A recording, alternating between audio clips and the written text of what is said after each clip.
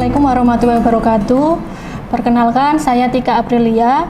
Saya salah satu dosen Departemen Pendidikan Sekolah Dasar, Fakultas Ilmu Pendidikan dan Psikologi, Universitas Negeri Yogyakarta.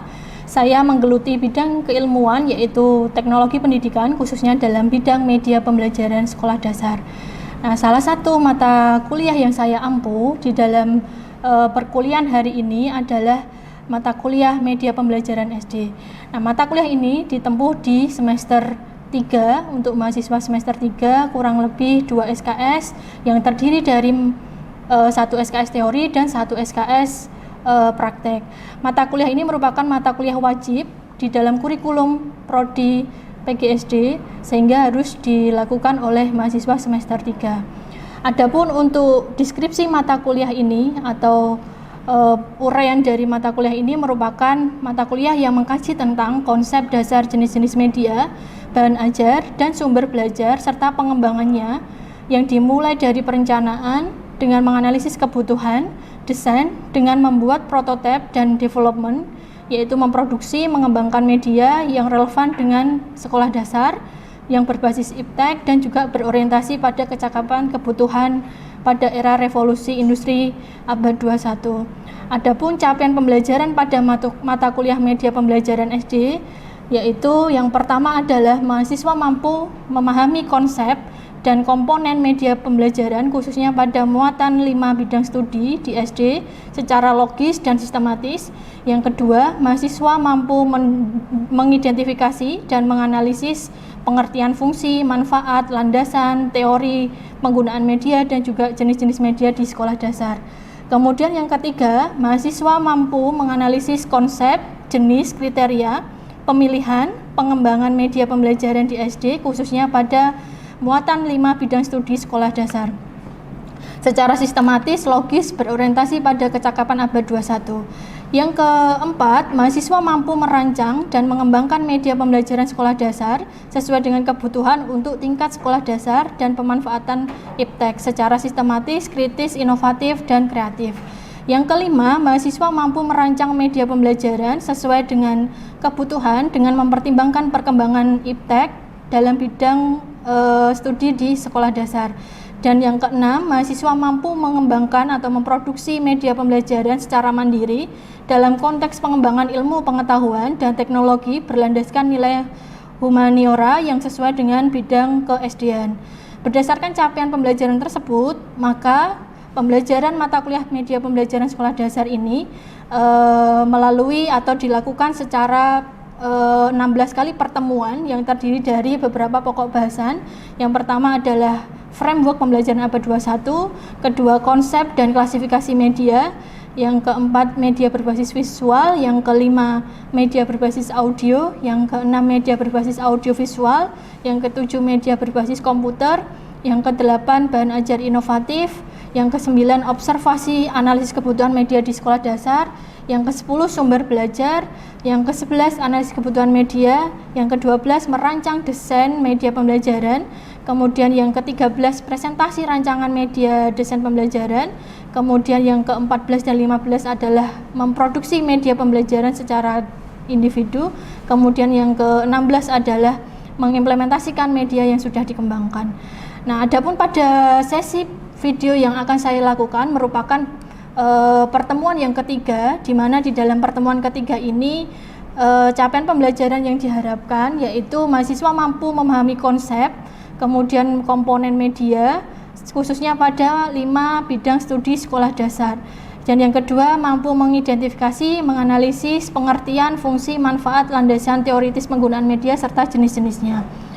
Lalu untuk kemampuan yang diharapkan dari pertemuan ketiga ini, mahasiswa mampu menganalisis pengertian dari media, fungsi, manfaat, landasan, teoritis, penggunaan media, dan juga jenis-jenis media. Adapun pokok bahasan yang dilakukan atau yang dibahas di dalam pertemuan ketiga adalah konsep media pembelajaran, fungsi dan manfaat media pembelajaran, landasan teoritis media pembelajaran, dan klasifikasi media pembelajaran. Kemudian untuk sistem pembelajaran yang saya lakukan yaitu dengan tatap muka secara langsung di dalam kelas, dan metode pembelajaran yang saya gunakan merupakan metode pembelajaran aktif mikir, yaitu mengalami, interaksi, komunikasi, refleksi, dan berbasis novel drawing. Kemudian media pembelajaran yang saya gunakan yaitu aplikasi Mentimeter, PowerPoint, kemudian platform Learning Management System atau LMS yang kita miliki di Universitas Negeri Yogyakarta yaitu Bismart, lalu video pembelajaran dan aplikasi Quizzes.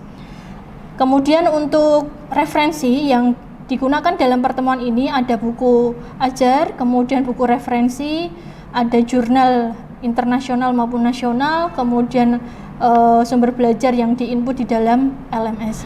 Pada sesi perkuliahan hari ini, yang saya lakukan menggunakan aspek dan mempertimbangkan beberapa aspek yaitu DII atau Delivery, Interaction, dan Assessment. Di mana di dalam aspek ini, dari aspek delivery, saya menggunakan penyampaian materi perkuliahan melalui pemahaman teori terkait dengan konsep, landasan, klasifikasi media pembelajaran dengan ceramah, brainstorming, dan bersama mahasiswa dengan bantuan video pembelajaran, PowerPoint, dan beberapa aplikasi yang lainnya. Dengan metode delivery ini, harapannya proses perkuliahan tidak hanya sekedar interaksi satu arah, tetapi juga ada interaksi dua arah, baik itu antara mahasiswa dengan mahasiswa lainnya, dan sekaligus interaksi antara dosen dengan mahasiswa. Selain pemanfaatan beberapa media yang sudah saya sebutkan, saya juga memanfaatkan LMS yang dimiliki oleh Universitas Negeri Yogyakarta, yaitu Bismart, yang berbasis Moodle dalam sistem perkuliahannya, sehingga di dalam perkuliahan ini tidak hanya sekedar secara tatap muka, tetapi juga memanfaatkan platform online atau LMS yang sudah disediakan oleh universitas. Oleh karena itu, pemanfaatan LMS sebagai sumber belajar pada mahasiswa ini harapannya bisa terjadi komunikasi secara online maupun tatap muka, dan mahasiswa bisa mengakses sumber belajar dimanapun dan kapanpun.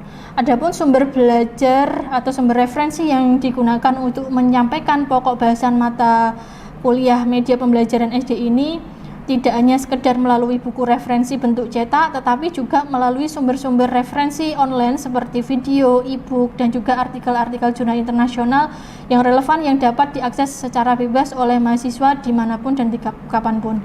Lalu untuk aspek yang kedua yaitu interaksi atau interaction, mahasiswa dibentuk menjadi beberapa kelompok sehingga di dalam diskusi kelompok itu mahasiswa bisa melakukan interaksi kerjasama antara mahasiswa satu dengan mahasiswa yang lain untuk membahas atau mendiskusikan terkait dengan materi jenis-jenis media pembelajaran serta aplikasinya di dalam proses pembelajaran di sekolah dasar. Selain itu, di dalam interaksi ini, mahasiswa juga diberikan kesempatan untuk mempresentasikan hasil diskusinya secara langsung di depan kelas sehingga nantinya akan mendapatkan masukan dari kelompok lain atau mahasiswa lain. Dan di akhir forum diskusi, terjadi konfirmasi atau pemberian penguatan yang saya lakukan untuk menegaskan atau mengkonfirmasi apa yang sudah dipresentasikan oleh mahasiswa di depan kelas. Yang ketiga adalah aspek asesmen, di mana dalam perkuliahan ini menggunakan beberapa indikator yang menjadi acuan di dalam penilaian mata kuliah media pembelajaran SD.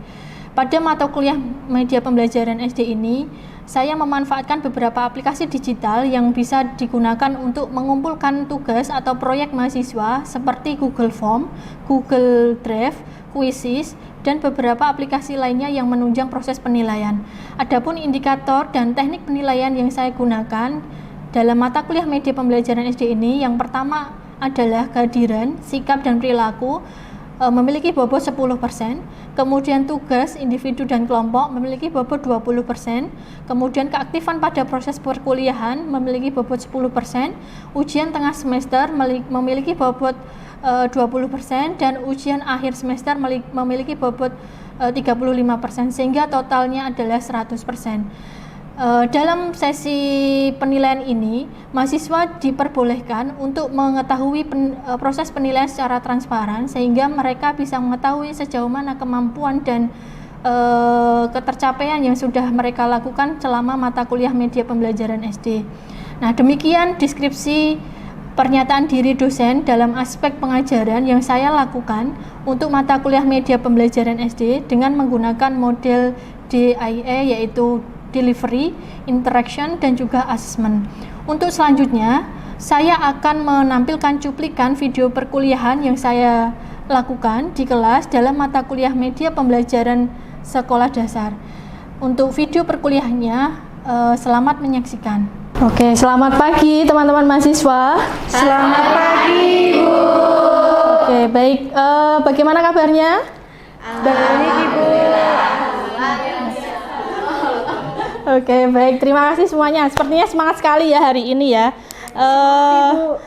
Kita hari ini pertemuan ketiga untuk mata kuliah media pembelajaran sekolah dasar. Jadi sebelum kita mulai untuk perkuliahan hari ini, mari kita awali dulu dengan berdoa menurut agama dan kepercayaan masing-masing. Berdoa saya persilahkan.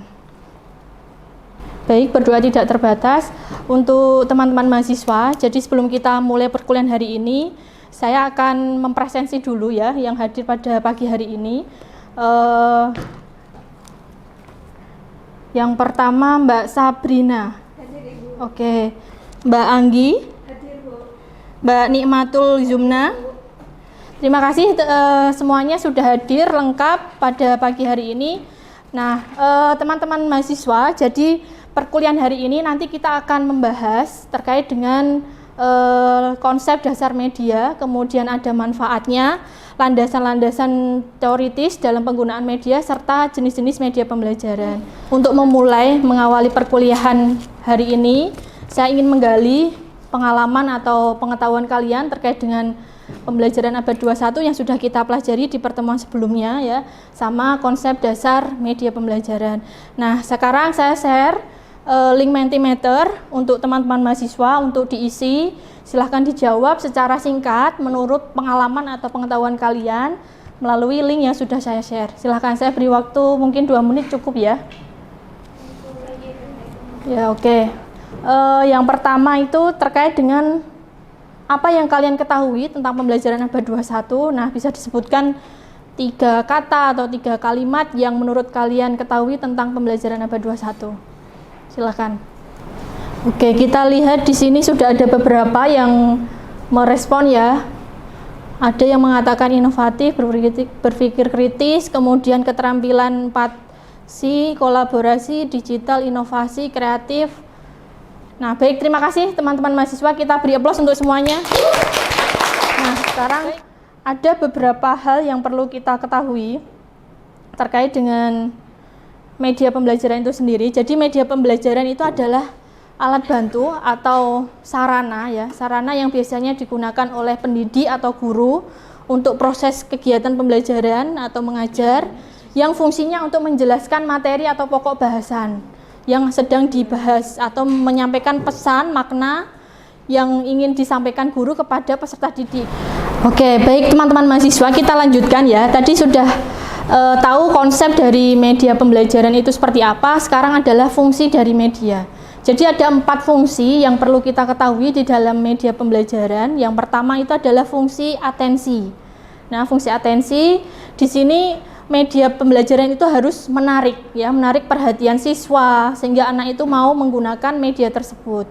Kemudian yang kedua itu adalah fungsi afektif. Nah, fungsi afektif ini sebisa mungkin media pembelajaran itu memiliki terlihat untuk maksudnya siswanya itu menikmati ya, menikmati penggunaan media yang disampaikan oleh guru. Kemudian yang ketiga adalah kognitif. Jadi di dalam media pembelajaran, media apapun ya, baik itu visual, audio maupun audiovisual, itu bisa memperlancar atau memudahkan guru untuk menyampaikan pesan atau informasi yang ingin diajarkan. Kemudian yang selanjutnya fungsi kompensatori ya. Kompensatori itu membantu siswa untuk yang memiliki kelemahan dalam membaca. Selanjutnya manfaat. Jadi secara praktis ya, manfaat media itu bisa menjelaskan pesan atau informasi yang ingin disampaikan atau untuk memperlancar proses pembelajaran itu sendiri ya. Kemudian yang kedua, untuk meningkatkan atau mengarahkan perhatian siswa sehingga nanti menimbulkan motivasi belajar, kemenarikan atau daya tarik untuk mempelajari materi tersebut. Kemudian yang ketiga, untuk mengatasi keterbatasan ruang, waktu, bahkan biaya. Kemudian media pembelajaran itu juga memberikan kesamaan pengalaman pada siswa. Nah, landasan teoritisnya sebenarnya ada yang namanya teori Edgardel. Jadi Edgardel itu salah satu tokoh yang mencetuskan tentang pengalaman belajar ya. Jadi kita mulai dari yang abstrak sampai dengan yang konkret. Nah, dari pengalaman kerucut pengalaman Edgardel ini ada juga teorinya Brunner. Nah, teorinya Brunner itu ada 3 ya, enaktif, ikonik, dan simbolik. Nah, biasanya ini cenderung ke mata pelajaran matematika. Nah, sampai di sini ada yang mau ditanyakan? Silahkan.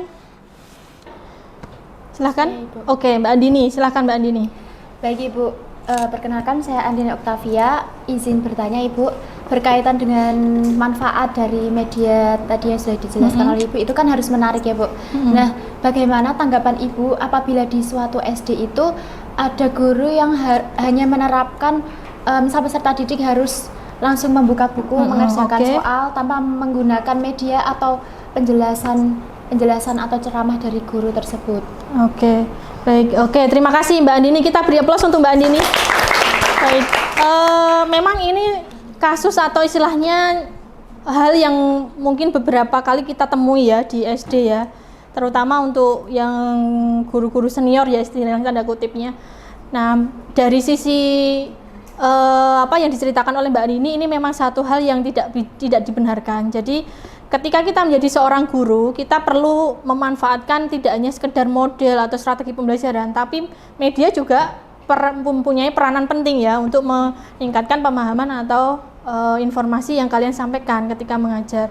Nah, dari ceritanya Mbak Andini tadi, jadi guru tersebut memang perlu untuk pendampingan ya. Jadi pendampingan atau mungkin bisa mengikuti pelatihan-pelatihan atau workshop yang bisa meningkatkan kemampuan dia dalam penggunaan media, atau bahkan kalau misalnya di sekolah tersebut ada yang memiliki kemahiran dalam pengembangan media bisa melakukan tutor sebaya. Oke, baik teman-teman mahasiswa, karena konsep, kemudian manfaat dan juga fungsi serta landasan sudah kita pelajari, kita selanjutnya akan menonton satu video ya.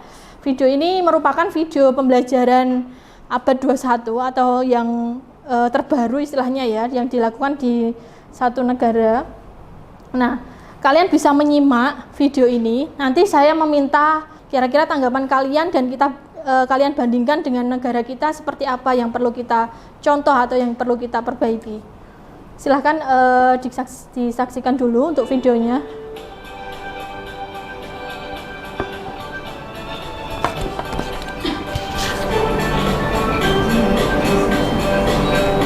Oke, baik teman-teman mahasiswa, tadi kan sudah melihat ya video tentang pembelajaran abad 21. Nah, mungkin dari teman-teman mahasiswa ada yang mau memberikan tanggapan? Silahkan. Baik, terima kasih Bu atas kesempatan yang telah diberikan. Perkenalkan, saya Ardawa Nelvita dengan NIM 4 digit terakhir 1018. Di sini saya izin menanggapi Ibu terkait dengan video pembelajaran yang sudah ditayangkan. Nah, pada video pembelajaran tadi, proses pembelajaran yang dilaksanakan itu sudah student center dan sudah berbasis teknologi serta dapat meningkatkan keterampilan 4C sesuai dengan karakteristik dari pembelajaran abad 21 sendiri. Oke, baik. Betul yang disampaikan oleh Mbak Arda dan Mas Afrizal ya. Jadi pembelajaran abad 21 itu kan menekankan 4C ya. Jadi communication, collaboration, kemudian critical thinking, dan creativity. Nah, dari video tadi sudah terlihat sekali ya komunikasinya, dia memaparkan proyeknya di depan kelas, kreativitasnya dibentuk ketika ada masalah ini, bagaimana cara memecahkannya. Jadi ada beberapa variasi, misalnya ukurannya diganti dan seterusnya tadi terlihat ya. Dan gurunya itu tidak hanya sekedar diam saja ya, tapi memberikan pembimbingan, monitoring, dan juga bahkan memberikan pertanyaan-pertanyaan pemantik ya. Oke, baik, terima kasih teman-teman, luar biasa. Kita lanjutkan sedikit ya, ini yang terakhir adalah jenis-jenis media ya. Jadi kita tahu kalau media pembelajaran itu bisa kita kategorikan jadi 3 jenis. Yang pertama media visual, kemudian media auditory, media audio, mohon maaf, kemudian media audiovisual. Nah, kita bahas sedikit. Media visual itu adalah media yang bisa dilihat ya. Jadi media yang bisa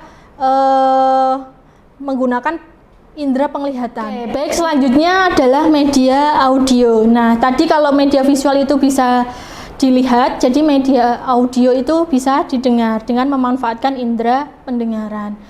Kita lanjut ke media audiovisual.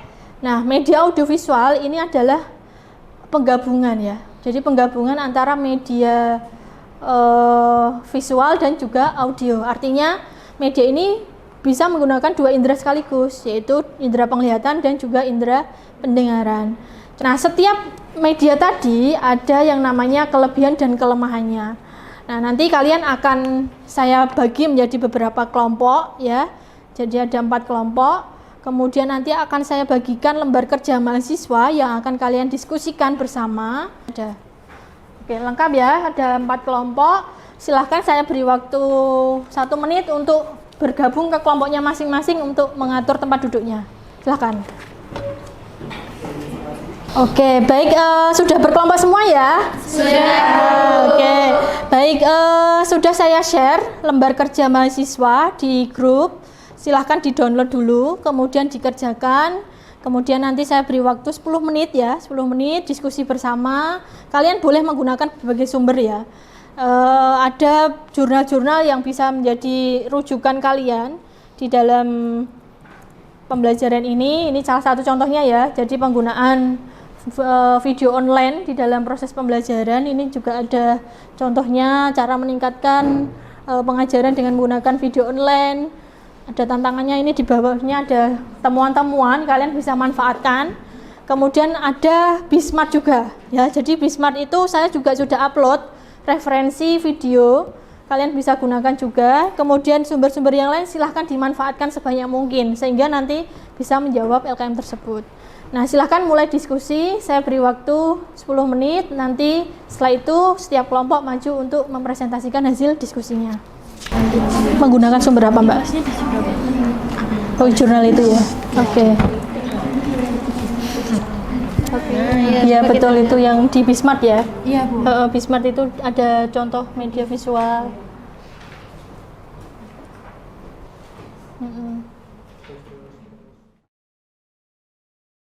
Baik, teman-teman semua sudah selesai ya untuk diskusinya? Sudah. Oke, sudah dikumpulkan semua? Sudah.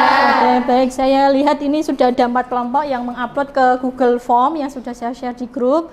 Terima kasih semuanya, kita beri aplaus. Selanjutnya, teman-teman mahasiswa silahkan untuk presentasi, tapi ini sedikit berbeda ya. Jadi saya akan menggunakan cara snowball drawing. Jadi nanti yang mendapatkan bola itu yang akan presentasi pertama. Nah, jadi siap-siap ya. Yang presentasi pertama kelompok berapa ya?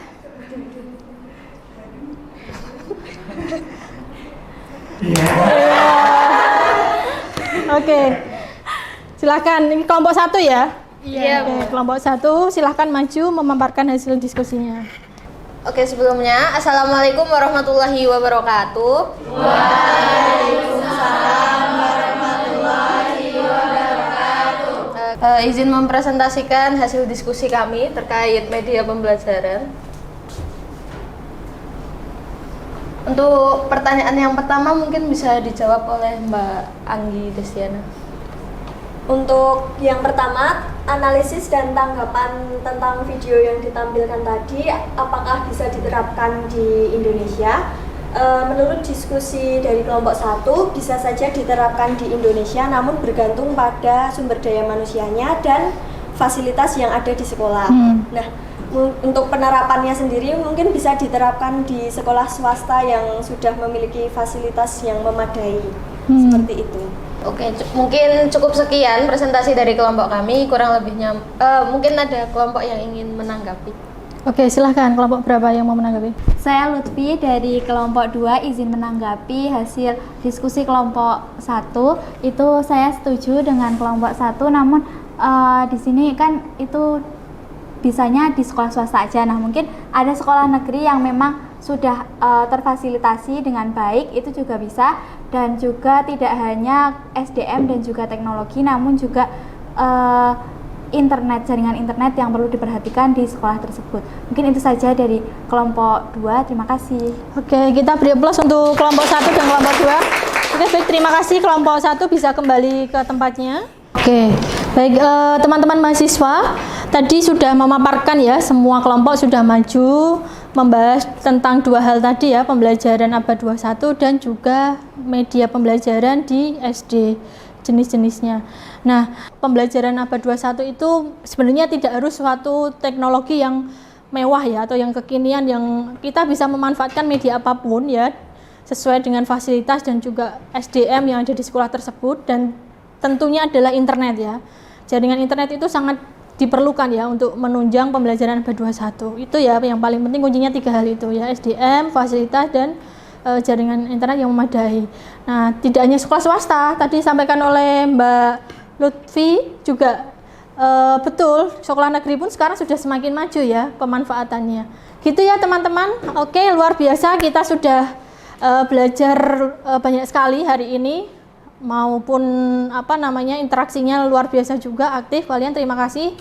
Hari ini kita sudah melakukan pembelajaran terkait dengan konsep media, kemudian fungsi, manfaat, dan landasan, serta jenis media pembelajaran dan penggunaannya di SD.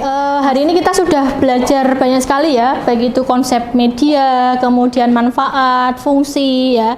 Nah, untuk merefleksi apa saja yang sudah kalian lakukan hari ini, saya punya kuis ya, ada 6 soal, silahkan dikerjakan dan membuka link quizzes.join.com, sudah saya share linknya, kemudian masukkan kodenya ya, kodenya ada 019200. Sudah dimasukkan semua? Sudah. Oke, silahkan saya mulai dan kalian bisa mengerjakan secara individu.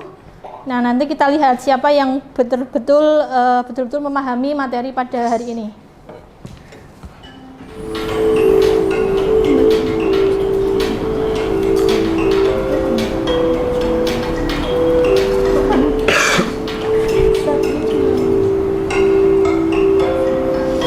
Lagi ya. Oke, kita akhiri ya. Kita lihat siapa yang paling tertinggi. Nah, oke, kita beri tepuk tangan untuk Mbak Aini. Oke, baik, bagus sekali teman-teman. Ada 6 soal sudah terjawab semua. Tadi ada 3 ya yang unggul. Nomor 1 Mbak Nur Aini, nomor 2 Mbak Andini, nomor 3 Mbak Ayu. Nah, baik, kita tadi sudah belajar tentang konsep media pembelajaran, kemudian fungsi, kemudian manfaat, ada landasan teoritis, dan jenis-jenis media. Bagaimana perasaannya hari ini? Senang ya. Jadi kita tidak hanya sekedar belajar, tapi ada sisi yang lain ya, ada permainan, ada diskusi kelompok, ada presentasi, dan seterusnya. Nah, baik teman-teman mahasiswa, untuk pertemuan hari ini kita cukupkan. Kita akhiri untuk perkuliahan hari ini dengan alhamdulillahirrahmanirrahim. Sampai bertemu lagi di pertemuan selanjutnya. Wassalamualaikum warahmatullahi wabarakatuh. Selamat siang semuanya. Waalaikumsalam warahmatullahi wabarakatuh. Selamat siang Ibu. Terima kasih Ibu. Sama-sama semuanya. Selamat melanjutkan aktivitas masing-masing ya. Demikianlah salah satu contoh aktivitas perkuliahan untuk deskripsi pernyataan diri dosen dalam unjuk kerja Tridharma Perguruan Tinggi atau PDD UKT PT, aspek pengajaran pada mata kuliah Media Pembelajaran Sekolah Dasar di Program Studi Pendidikan Sekolah Dasar Fakultas Ilmu Pendidikan dan Psikologi Universitas Negeri Yogyakarta. Semoga apa yang saya sampaikan di dalam video perkuliahan tersebut bisa memberikan manfaat dan inspirasi untuk kita terus berinovasi dan berkreasi dalam dunia pembelajaran.